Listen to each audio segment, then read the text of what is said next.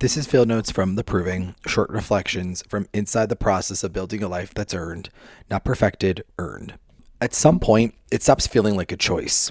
You don't ask if you're running today, you just go.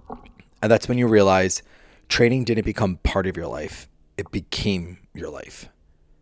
There's a moment that no one really talks about. It's not the first run, it's not the first race, and it's really not even the first win. It's the moment where training quietly crosses a line and you don't even notice that it's happening. January in New Jersey was cold, brutal, short days, freezing air, empty roads. And that month, I tested something. I ran my first local race pace half marathon effort.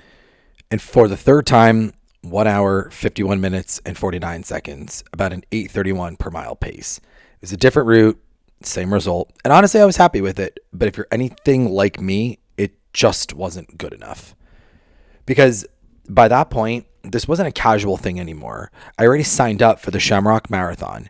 This wasn't a let's see what happens. This was, can I actually do this? Can I compete and still be myself?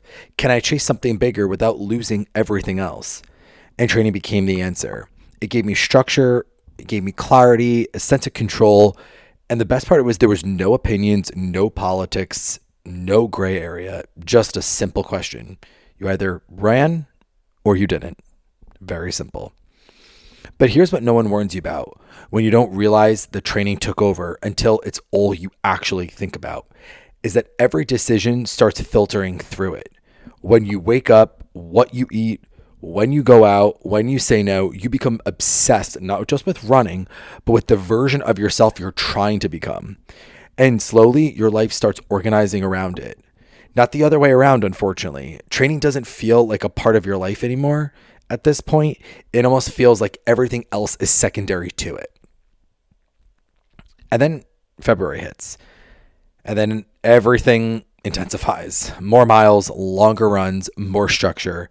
Now it's not just about showing up, it's about optimizing. When you run a marathon, nutrition matters even more. Recovery matters more. Sleep matters more.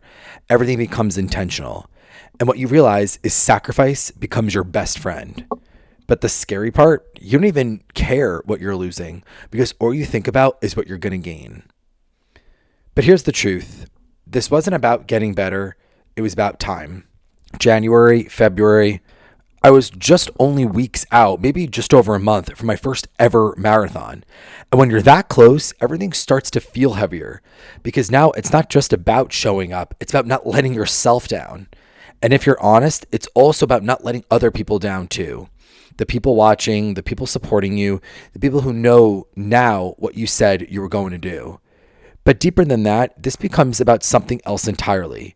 It became about proving that I could do something wild, something that didn't make sense, something that most people wouldn't even attempt in such a short period of time and still pull it off.